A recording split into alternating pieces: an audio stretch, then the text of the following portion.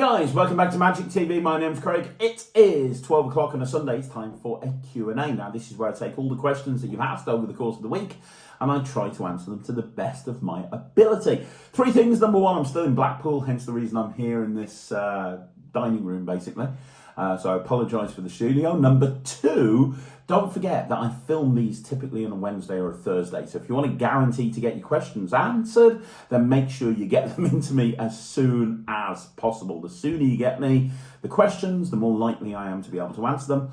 And then finally, I don't ever look at these questions beforehand. What you're getting on this video are my raw, unfiltered opinions.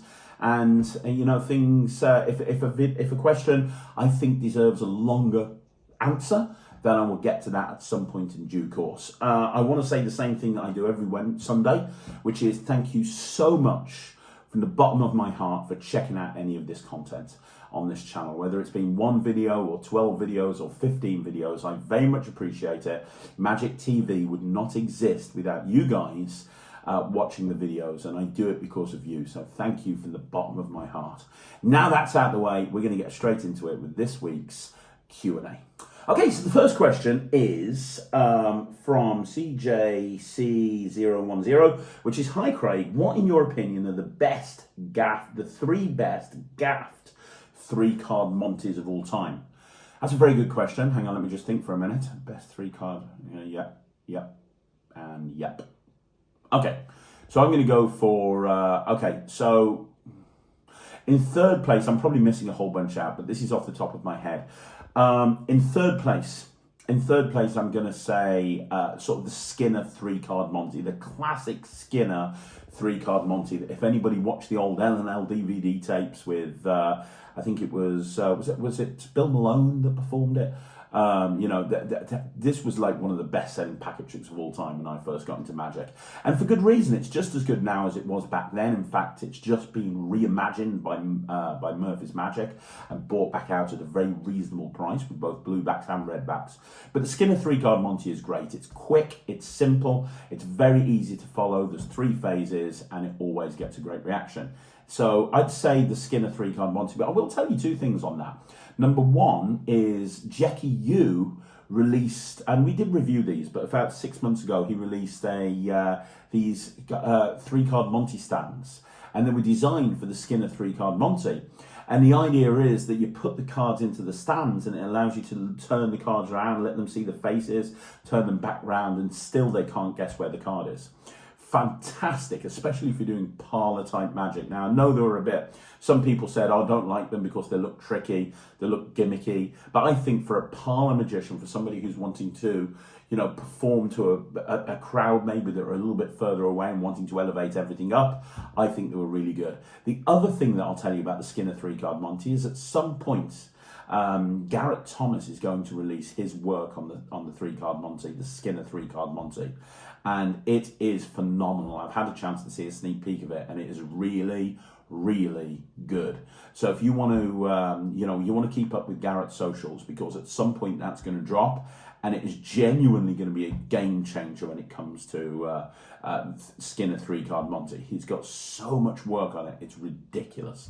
So in third place, I'd say Skinner 3-card Monte. In second place, I'd say Stuck-Up Monte. Now, there's a very good chance that very few people have heard what Stuck-Up Monte is.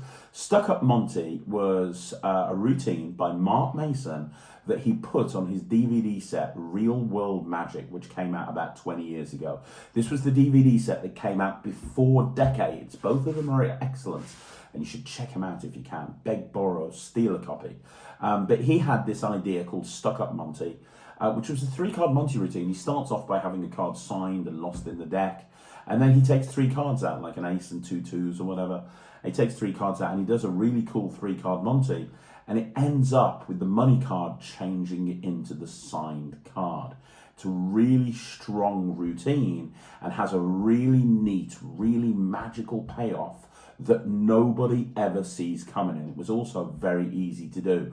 For many, many years I did this in my act, and in actual fact I think I should bring it back out again, because it was very, very good, very practical, very commercial. It's the sort of thing that if it was released today as a physical product, you know, people would buy it in spades and then some. And then number one, I would say, is what's Garrett Thomas's Monte called? Oh my gosh, my mind's gone blank.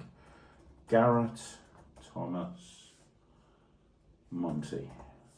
Stand-up Monte, that's it. How can I forget that? So Garrett Thomas's Stand-up Monte, which came out by Cosmo Magic many years ago. Stand-up Monte is amazing. I know my ex-business partner, Russell Leeds, who now no longer does magic, but when he was performing, he was an incredible magician, and he would perform stand-up Monte every single gig, and for good reason. It's an incredible trick. It doesn't require a table. There's multiple changes. There's a big finale that nobody ever sees coming. It happens in the spectator's hands. It's an instant reset. There's multiple other routines that you can do with it, and you can even have it examinable at the end if you do the extra phase that Garrett talks about in the instructions. It's really good. Now, I'll give you one honourable mention as well, and the honourable mention I'm going to give you is, it's not really a Monte, but you can perform it as a Monte. That trick that, oh God, why can I not remember it? It's the one where you've got 3 cards, and you put one card in the middle, and it comes to the bottom visually, and then you put it at the bottom, and it comes to the middle visually. I did it in a video on this channel about 6 months ago. It was originally on the Michael and Mar Easy to Master Card Magic series. Penguin have now got it as a download, and it's probably one of their best-selling downloads of all time. Can't remember the name of it, but that particular routine, I'm sure somebody in the comments will let me know. It's not technically a Monte, but it is, because the whole idea is that you can talk about, hey, the card goes into the middle of the other cards, and look, you visually see it come down to the bottom, and hey, you put it at the bottom, you can visually see it come to the middle. So you can do that kind of routine with it, even though it's not a Monte routine. A close-up illusion. Is it Larry Jennings? Close-up illusion. There you go. Look up the close-up illusion. It's fantastic and really good. And you can present it as kind of an expose, a pseudo-expose of a Monte routine, and it always goes well. So there you go. That's your 3 best, in my opinion, gaffed 3-card Monte routines. Okay, so the next question is by Devaro10. Can you do Priceless by Richard Sanders on a Magic Live / Hidden Gems? Yeah, absolutely. I think that'd be a really good one to do. It's not by Richard Sanders, though. It's actually by my friend Michelle Hoyt. I always get his surname wrong, and I apologise, Michelle, if you're watching this. But it's by Michelle. It's not by Richard Sanders. Richard Sanders just bought the rights to it and presented it and bought it out on behalf of Michelle. But it's actually his trick. If you guys don't know what it is and you don't know what I'm talking about, it's the old price tag gag, and it was a gag for many years, where you've still got a security tag on your jacket. It's kind of based on that, but the whole idea is that you're having people. You come out and you say, hey, I've got this jacket, it's really nice, isn't it? I think it's a really nice jacket. Can you do me a favour? Let's see if you can guess how much it is. Give me a number. You're writing this number down, and then when you take the jacket off, on the inside is a price tag, and the price tag is actually for the amount that they gave you. It's really strong, and yes, I will do it as a Hidden Gems or as a Magic Live, no problem at all. Okay, so the next question is for Devaro10, and he says, I'm aware that you have video of this on the silver level of the Netrix, but can you do a smaller, maybe less detailed video on here about how to get restaurant residences for people that can't afford the silver Netrix? I've got a bunch of other videos going on to the silver level of the Netrix as well. I've got a big wedding fair guide. I've got a big wedding guide going up soon. How to get wedding bookings, how to get corporate bookings. But in terms of the restaurant video, it's been a very popular video on the silver level of the Netrix. And I think it would be very difficult to bring it down and compact it down. The other problem is, Devaro, I've got to be honest with you, every time I put a video on Magic TV about gigs or getting gigs or how to market yourself or how to get this type of gig, the viewing figures tank. Nobody wants to watch those videos. Now, you might, but nobody wants to watch those videos. And I'm kind of all about trying to put the content together on this channel that people watch. And when you see the same thing happening again and again and again, and it just tanks every single time you talk about a particular subject, it makes you realise that you maybe shouldn't be talking about that subject. When Magic TV first started, there was a section on Magic TV, and it was all about, it was Marketing Mondays. And on Monday, I would put a video, before the 5x5s existed, on a Monday, I'd put a video up all about marketing and how to actually market yourself. And I ended up jacking it in, stopping it, because nobody watched them. And that's one of the reasons I created the silver level of the Netrix, because I wanted a place where I could put all of my marketing advice and all of my tips and tricks that wasn't actually the bronze level, because people at the bronze level just want tricks, or at the or in Magic TV. So I mean, there's probably no point in me talking about restaurant residencies. There's just really not, because nobody will watch it. But what I will tell you is the best way to do anything when it comes to getting gigs is just not give up. You know, if you just need to be doing more than anyone else. That's all you need to do. You just need to be doing more than anyone else. So if you think that, you know, if you say to me, oh, I've approached 10 restaurants, approach 100 restaurants. If you approached 100, approach 1,000. If you've approached because it's the law of averages, right? The more people that you see, the more people are generally going to buy your product, right? As long as you've got a good product and you can articulate it and you can tell people about it clearly. So it's just a numbers game. If you're good at magic and you're good at putting across why people should book you as a restaurant magician, then as long as you speak to enough people and you target the right type of restaurants, then there's no way that you can't succeed. Okay, so the next question is from the Drunk Magic Ukulele Player, who is always one of my favourite people. And before I even read this, I'm going to tell you right now, it's a standing joke that this guy comes onto the channel and just asks the most random questions, and I love it. I think it's hilarious. And at Ryland's show this week, one of Ryland's shows that he did this week, he turned up. And he was like, hey, I'm the Drunk Magic Ukulele Player. And it was fantastic to meet him and his partner. Really nice guy. And, you know, just came out to watch Ryland's show and I was, you know, blown away. So absolutely amazing. Let's see what he's got this week. Thanks for all your advice. You're more than welcome. Just a quick one. If a mathematician grew some plants, do you think they would have square roots? You know what? I definitely think if a mathematician drew plants, they would have square roots. Why would they not have square roots? As a mathematician, they would definitely have square roots. 100%. Okay, so the next question is from MCK Magic, who says, hi Craig, great videos as always. Thank you very much. Do you use a spring puppet like Rocky Raccoon? Also, would you recommend performing full routines online so a client can see how you work in the real world, or just use a show reel? Well, that's an eclectic range of questions, isn't it? Let's see if we can get to them.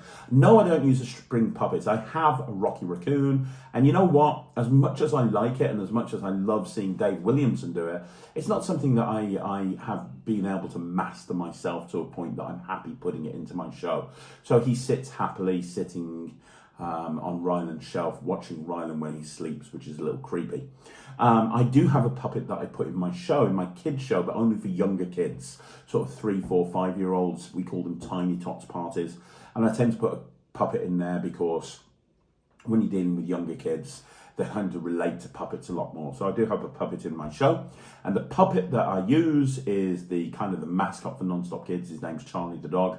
A really nice puppet, and I don't vent. I have all the respect in the world for people that vent. I don't vent. Never would be able to, never could, never will, never shall, just not going to happen. But even though I don't vent, I can do a puppet routine. It's just that when he wants to talk to the kids, he talks to me, and then I tell the kids what he's saying. So that's the only puppet I use. And the next question is, would you recommend performing full routines online so a client can see how you work in the real world, or just use a show reel? Great question. I do both. What I do is I have the show reel on the main page, and then when they inquire, I send them a link through to a live unedited performance. And I actually say to them, hey, you've seen my show reel, but I'd like to show you a full unedited performance of me performing in the real world so you can see the type of magic that I do. And I send them a video of me performing in the real world that's relatable to the type of magic, type of event that they're inquiring for. So if they're inquiring for a corporate event and they're inquiring for close-up magic, it's me doing close-up as a corporate event. If they're inquiring for an illusion show, it's me doing an illusion as part of an illusion act. If I'm doing a wedding and they're inquiring about a wedding, close up, again, it'll be me performing close-up magic at a wedding. And I think that's important because when you are trying to sell yourself to somebody, part of the battle is painting pictures. In other words, getting them to think, picture themselves having an event with you there. And if you can get them to paint pictures, it's half the battle, right? And one way to do that is show them evidence that you perform in the type of event, you perform for the type of event in the type of environment that they're wanting a magician for, because then it makes it easier for them to pull the trigger and go, yeah, this is the person we want, this is the person that we want to book for our event.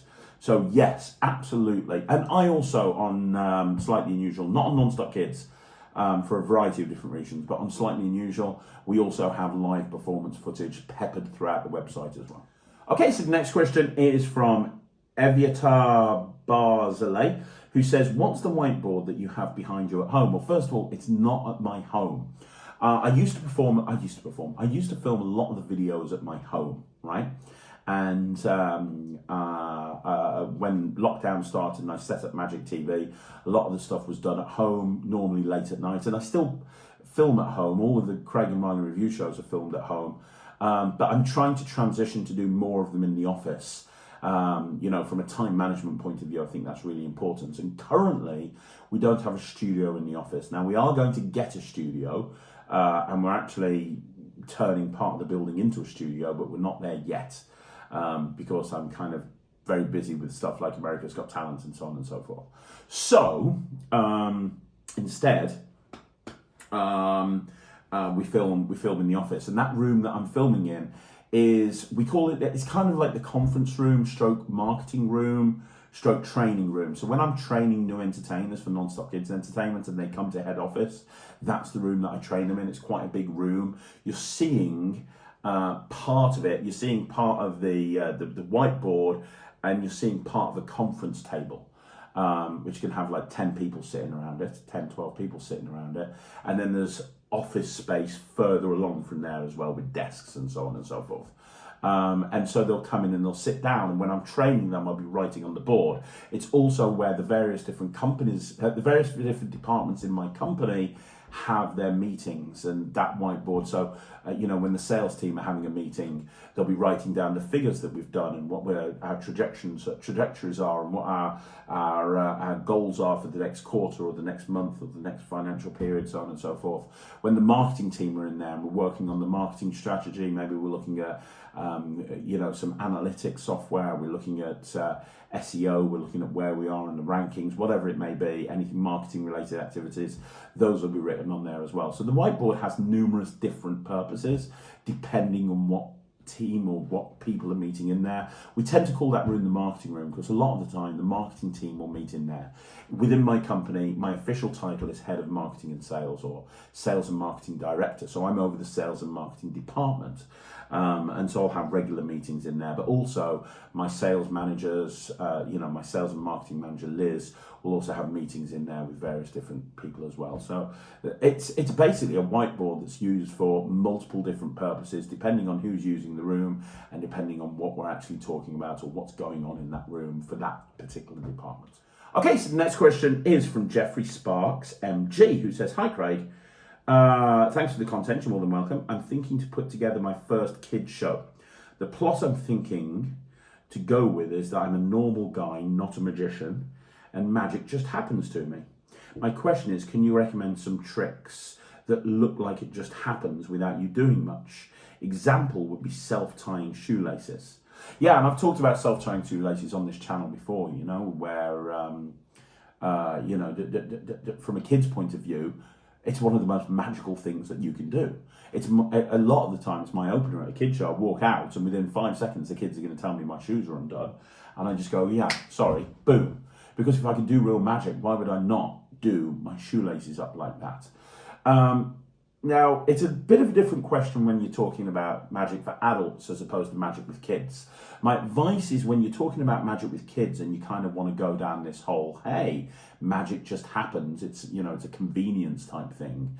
Think about what kids would relate to. So shoelaces are a perfect example. Kids relate to shoelaces being tied.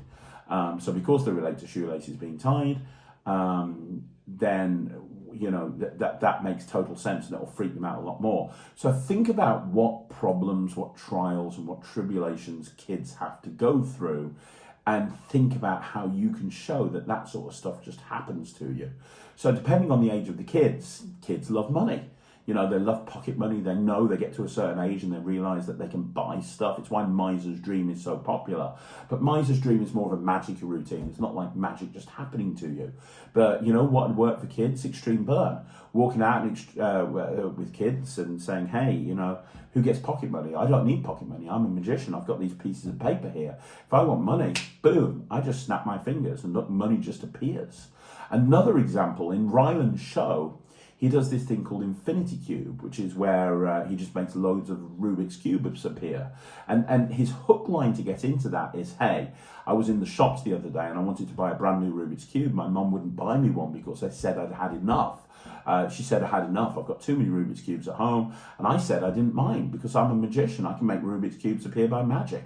Let me show you what that looks like. Boom. And now you're into it. And now you're doing the whole making Rubik's Cubes appear. Which is another example. You know, a kid, you know, what an amazing thing. You know, you don't need to go and buy a present. I can make one appear. And in that regard, think about other stuff. So Twister Magic brought out a version of Squared Circle, where you could make sweets and Coke appear in like this little mini vending machine.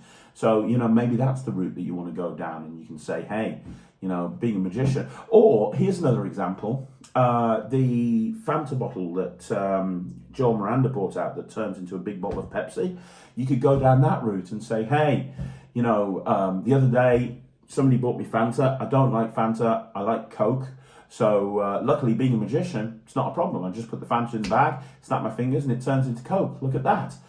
The sort of thing that kids can relate to. So just think about the sort of thing that kids can relate to. Lego is a perfect example. You know, kids love Lego, but the best part is when it's built, right? So would a kid like to be able to make a Lego set appear by magic? Yeah. Or would they like to be able to take a bunch of Lego that's on the table and just snap their fingers and turn it into a full-size Lego set? Absolutely, of course they would. You know, imagine if you had somebody think of a Lego set and they said helicopter. And then you've got a bunch of Lego on your table and you go helicopter, boom. And now it's a helicopter. You know, and you've made that Lego just magically come together into the thing that they're thinking of. That's another example. So think about things like that. I know I'm not giving you much methods, but really the half the battle with this is thinking about what it is that a kid is into. And then you can come up with the methods. You know, I can think of a million ones. You know, kids break stuff. I know my kids, when they were younger, cried all the time if they broke a toy. So look at, you know, the gypsy thread into a yo-yo, gypsy yo-yo, I think it's called. It was marketed by JB Magic. Think of the hook line there. Who's ever had a toy and it's broke? Oh, yeah, you know, my favourite toy when I was your age was a yo-yo, and I was playing with it, and one day it broke into a million different pieces. Who would be upset if their favourite toy broke? Of course you would, yeah, but I just snapped my fingers and it turned back to normal because I can do magic. And that's the best type of magic that you can perform for kids. Like you say, it's the type of magic where things just happen, or you show them that there's actually a purpose to the magic that you're actually performing, as opposed to handkerchiefs just jumping all over the place. Okay, so the next question is from Pratek, who says, with such a boom in artificial intelligence and creators losing their jobs due to AI like GPT, do you think it'll affect the magic community? Will magicians and creators become obsolete in the near future? I don't think magicians become obsolete, because I think that there's that human interaction. You can't get ChatGPT to go up to a table and perform close-up magic. I just don't think that's ever going to happen. And yeah, you could argue that somebody could go onto onto AI and say, hey, teach me how to do a magic trick, but only if they're interested. And if they're interested, they would have found that information out somewhere else anyway. So no, I don't think so. Creators, I still don't think that that's a problem. But I mean, I think that, you know, as AI increases and improves, would an AI program be able to create a brand new magic trick with new methodology? Maybe, possibly. But, you know, I think that there's still going to be incredible creators out there that think outside the box, that are still going to be able to bring something to the table. So I think that magic is safe with the AI boom. I don't think that that's a problem at all. Okay, so the next question is Dan C. Mickey 8461 or something like that. I've got a question, Craig. Did you subscribe to Real Secrets all these years ago? If you did, what do you think of it? I don't know if you're taking the piss or not. I really don't. But obviously, I didn't subscribe to Real Secrets. My whole argument, or one of my main things with regards to my argument to Michael Webber, sorry, yeah. One of the biggest arguments I had with him is that I had no idea that this thing had been released before because it was in a secret publication that very few people had that you legally couldn't talk about. So I'd never, ever seen Real Secrets at all, so I can't tell you what I think of it. As I say, that's quite commonly known, so I don't know if you're taking the piss just to annoy me. It's not worked. Or if it's a genuine question you didn't realise, I'm apologising, I'm very sorry. But no, I never read Real Secrets back in the day. Okay, so the next question is from Bobby Jenkins, who says, just a comment, I have Keymaster, cool, and had a problem with holding out the key. It would not fit and slipped out, so I decided to file the stems to make them smaller. As you know, one key on the stem is different. Works brilliantly now, much easier to handle the grip. I'll be doing the same with Gatekeeper. Cool, that's amazing. Cool. I actually made the Penguin versions of Keymaster and Gatekeeper are actually smaller keys, and I insisted on the keys being slightly smaller than the original Keymaster release because they were quite long, which wasn't a problem if you got big hands like me, but if you got smaller hands, it became a little bit of an issue. So we shortened the keys.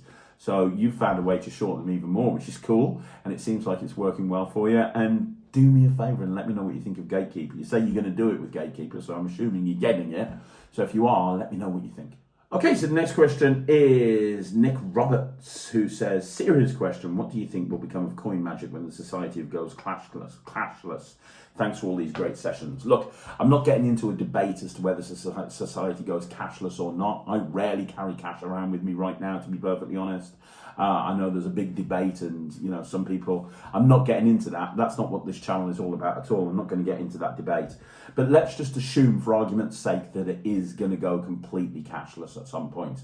I don't have a problem at all because I do very little coin magic where I'm using coins that are like the coins that people carry around with them, like 10p's in my country or 50p's or pounds. I typically will either do one of two things. I'll either say, hey, I collect coins. Would you like to see some really old coins from like the 1800s? Have a look at these. And I'll bring out some old silver dollars and show them. And I'll go into it. And it creates intrigue because I'm bringing out these old coins that I've never seen before. Or I'm producing coins out the air. And if I'm producing coins out the air, first of all, again, I'm producing silver dollars or silver half dollars. But second of all, as well as producing the coins, which I'm doing, as well, you know, as well as using older coins, I'm producing them. You know, I can make anything appear. You know, yeah, it'd be a great hook. Hey, we're cashless now. We don't have any money around. Do you remember the old days when we used to carry coins around? I did a lot of coin magic. Luckily, because I'm a magician, I can make old coins appear by magic. This is from the 1800s. Have a look at this one. Oh, I've got another one there. This is from, you know, it makes no difference. So for the type of magic that I perform with coins, I don't think it's an issue at all. The next question is from the Magic of Seth, who says, where can I obtain the suit jacket escape that you do? It is by, it's actually a Bill Abbott creation, and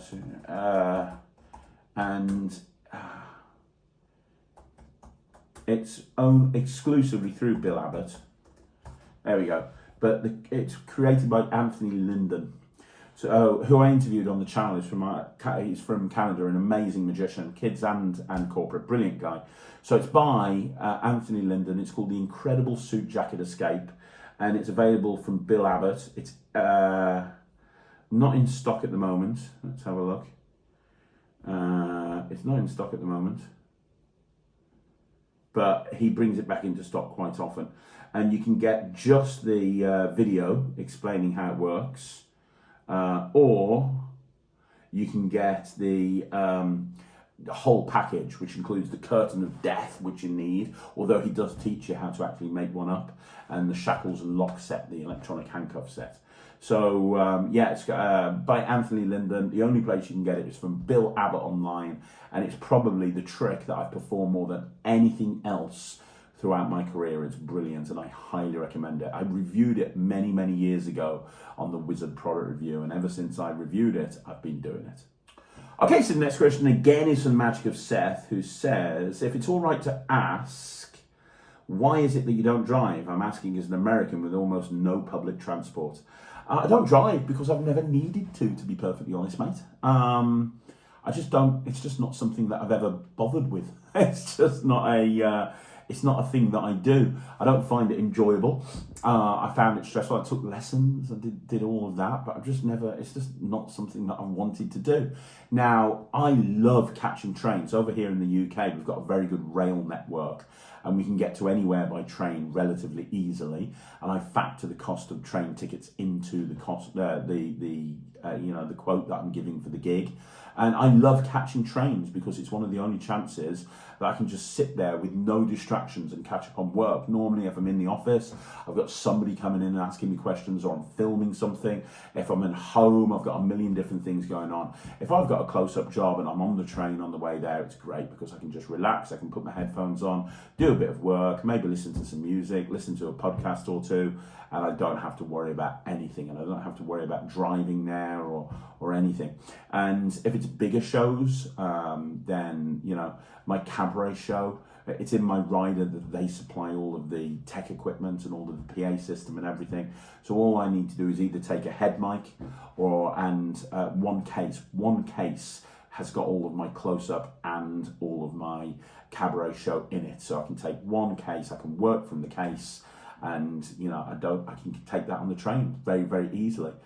Same with Ryland stage show if he wants to. He's got a big stage show, but he can take everything on the train if he wants to. And if I'm doing a really big show with illusion shows, all of the assistants in my show drive.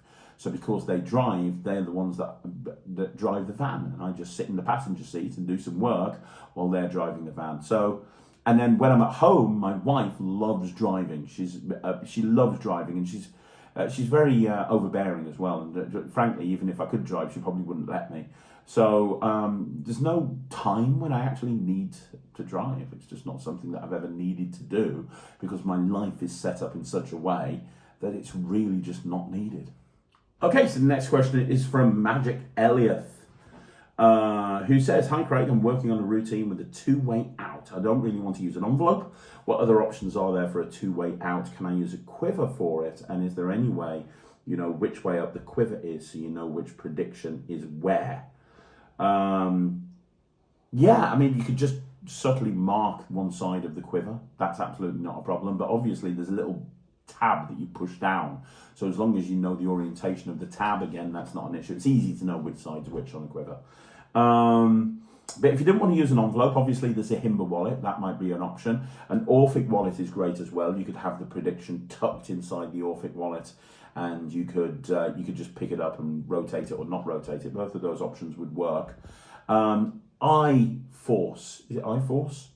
iForce would be a really great option. The Greg Rostami app, which is sort of an 8-way out with a mobile phone. So you open up your phone and you say, I'm going to make a prediction on the phone, and you draw something, and then you put it down, and depending on which way you pick it up and how fast you pick it up, you can get to one of 8 outs. But with 2, it would be super easy, and you can customize it within the menu. So you can have your 2 outs, and you can have it so that if you pick it up that way, it's 1 out. You pick it up that way, it's another out. So you open up your drawing app, and you show that you can draw on it, and you say, I'm going to write something on this, and you write on it. Then you put the phone down on the table, and you say, right, now that's set it. And you say, right, okay, here we go. Blah, blah, blah, blah, blah, whatever your routine is. And then when you know, you just pick it up that way, you'll pick it up that way. That would work. Another way of doing it, if you've got random happenings, which was brought out by Abstract Effects about a year ago, Ryan Schlutz is it. He includes in there, as well as the special book that you rip up, he also includes a really clever 2-way out system that I've never seen before, that in essence, you have a piece of paper and you open it up and you show the results. It depends on which way you open it up, but you can see it front and back. Very clever. And once you know how that works, you could get some paper or some Tyvek and make it up for something else. So it might be worth getting that, and that's probably the best way I've ever seen, because you can just have a piece of paper, take it out your wallet, put it underneath the wallet on the table, and then and then hold it here, and then when you know what the out is, you just open it up one of two ways. It might be worthwhile you picking up random happenings just to get that way out system, because it is a really good two-way out system.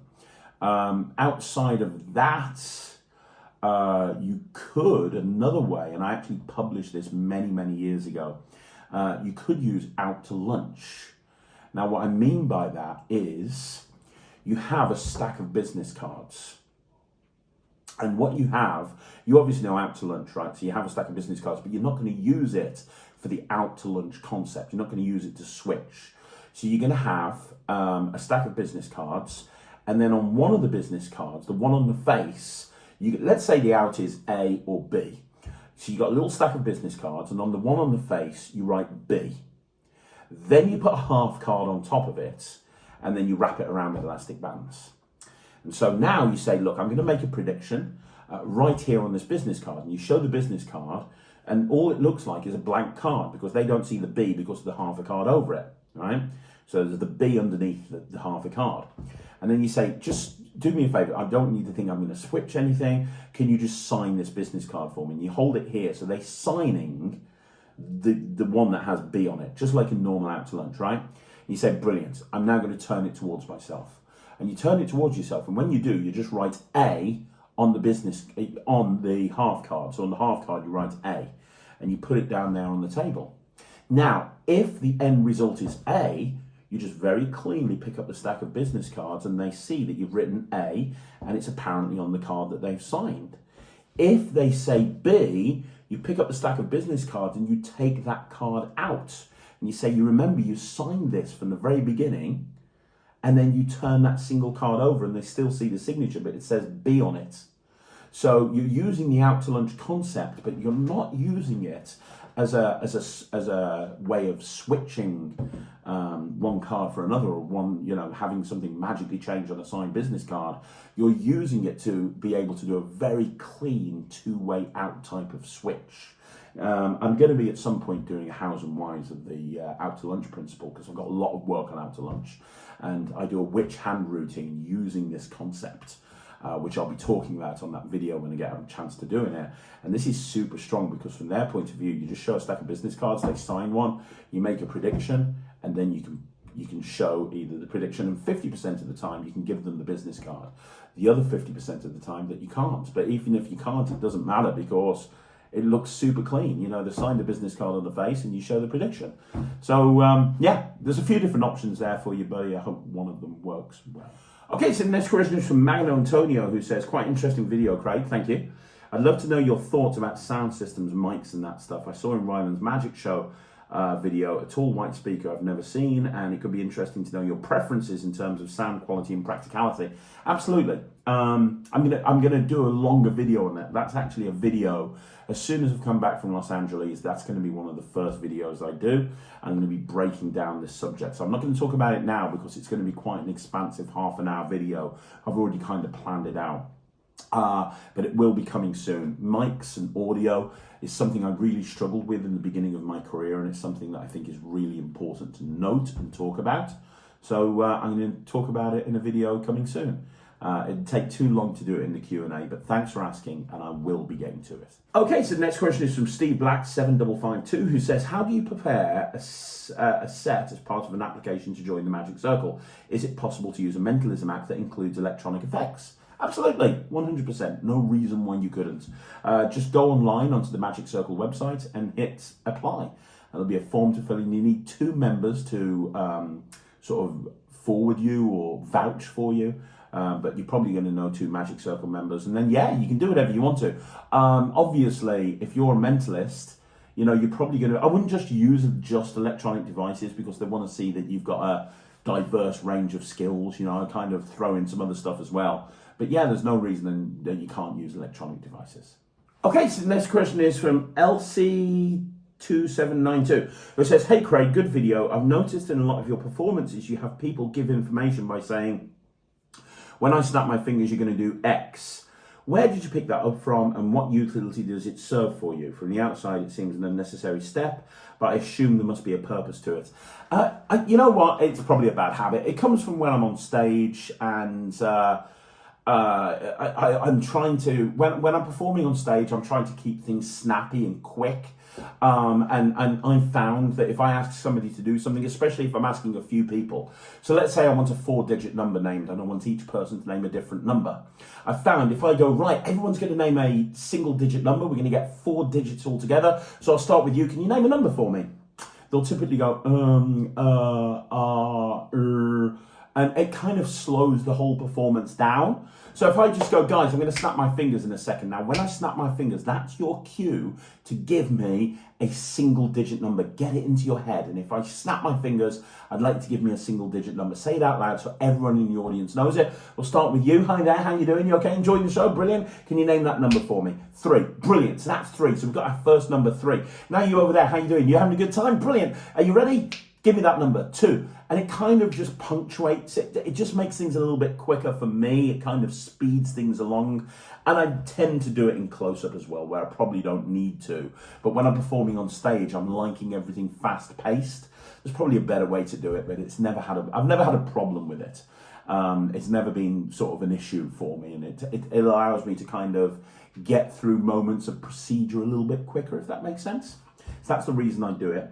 And also, Elsie, I hope you don't mind me mentioning, you've got a really great paragraph of advice. I'm not going to read it out now, but for, a couple of weeks ago, we had somebody ask about advice for magicians that are trans. And I said, I tried to give as much information as I could, but unfortunately, I don't have a great deal of information that I can give. Elsie's given some fantastic advice there.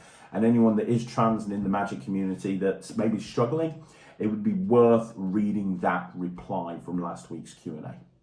So thanks very much for taking the time to write that. That might have taken quite a while, so thank you. Okay, we got another one from the Drunk Magic ukulele player. He's back again. Sorry, Craig, forgot to ask. I'm hopeless at vanishing a coin, but I love trying to perform deluxe nested wallets. As Claire said, you're the king of coin magic. Bless you. So can you think of a way I can incorporate a split 50 pence? I'm struggling as I like to get the coin signed. No, I don't. Like a split 50 pence? I don't know why you'd want a split 50 pence with a nest of wallets, because the whole idea of a nest of wallets is it's an impossible location and you can load the thing into the nest of wallets in real time. I don't know why that would need to be a split coin, so I might be missing something here. I can give you advice on vanishing a coin that doesn't require sleight of hand. That's fine, but I don't know if that's what you want. Would you mind clarifying it for next week? Because I don't want to give you the wrong advice. I don't want to go through 10 minutes of how to vanish a coin without sleight of hand if that's not what you're looking for, and if you're looking for, like some split coin technique that I'm not aware of, or some sort of split coin thing. Can you kind of clarify what the split coin has been used for and why you're loading it into a wallet? And then I'll get your question next week, if that's all right. Okay, so the next one is from Magician, who says, hypothetically, if Ryland refused to learn sleight of hand and only ever did intermediate gratification gimmicks, what would you say? Wouldn't care. Ryland can do whatever he wants to. I'm lucky. Look, I am so aware of how lucky I am that my son is into magic. He is my best friend in the world, and I live with my best friend, and I get a chance to just talk about magic all of the time. And he loves magic, and that's amazing. But to be crystal clear, if he hated magic, it wouldn't be a problem. I don't love my daughter any less. She loves watching magic, but she doesn't want to learn it per se. It's not something she's really interested in doing. I don't love her any less because she's not into magic and she doesn't want to learn magic. I don't talk about her as much on this channel because this is a channel about magic, and Ryland does magic and has had fairly high profile things that he's done. But I love Thea just as much as I do Rye, and I don't like punish her every night because she's not into magic. And with Ryland, I don't care less. Yes, I'm lucky that he loves magic, but if he didn't, that's not a problem. I'd support him whatever he did. Whatever that kid decided to do, I would support him just like I do his sister. And if he wanted to do magic, but he just wanted to do immediate gratification gimmicks, then that's fine. He does do a lot of stuff that's gimmicked. that you can do straight away. He does sleight of hand as well, yeah, for sure. But he does a lot of gimmick stuff, especially when he's doing close-up. Not so much on stage, but especially doing close-up. I've got no problem with it. You do what... Look, ultimately, at the end of the day, yes, Ryland wants to be a professional magician. Yes, I would like Ryland to be a professional magician. At one point, someday in the future, I'd like somebody to take over my companies. And I would like it to be Ryland and Thea, you know, running it between them, the family business. Brilliant, okay? But you know, it doesn't mean that he has to do... You know, magic ultimately has to be fun. That's the first and foremost. And I think sometimes we forget that. Sometimes we forget that magic should be fun, first and foremost, before anything else. And a lot of the time, people forget that. And, you know, if you came back and said, Dad, I'm not going to do any more sleight of hand magic, I'm just going to do magic with gimmicks, I couldn't care less. Couldn't care less. Whatever makes him happy. Got another question here from the Divish Magician, who says, I saw a YouTube short where you made a signed sticky note vanish and reappear inside matched trousers.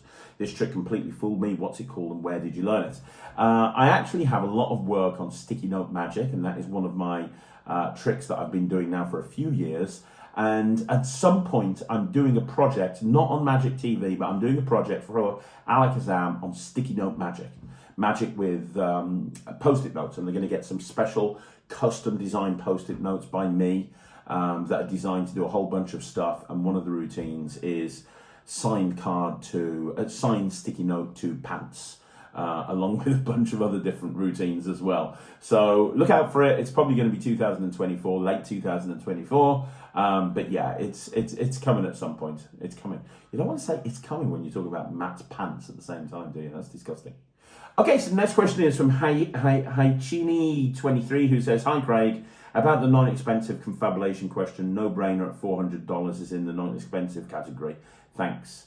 Look, I've got illusions in my warehouse that are worth $15,000, $20,000, $30,000. I think the most expensive illusion I've got is $45,000.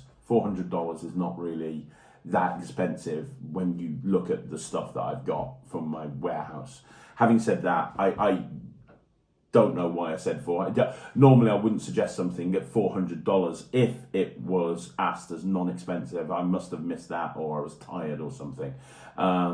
Hey, if you want a really cheap, non-expensive way of doing confabulation, look up my confabulation on the Visible project. I have a way of doing confabulation which involves a story that's all about going to a gambling game, and it just uses an invisible deck and some subtleties, and it's really cool. And some people say it's the best trick on Visible. If you want a trick that's going to literally cost you the cost of Visible plus a few dollars in an invisible deck, then go check out Visible. That's the one you want to check out. So there you go, guys. That's another review show in the bag. No, it's not a review show. It's a Q&A. I told you, it's a long day. It's a Q&A in the bag. Thank you once again for joining me here on Magic TV. Don't forget, you want to see more videos like this, like the video, subscribe to the channel, leave a comment down below. I'm going to be back later on with a review show special, so check out that and let me know what you think. And yeah, once again, thank you for joining me all this week and checking out all the content. I really appreciate it. Don't forget to check out the Netrix, www.thenetrix.com, www.thenetrix.com. Go check it out and see what all the fuss is about. I'll be back again soon with another video. Thanks very much for watching. My name's Craig from Magic TV.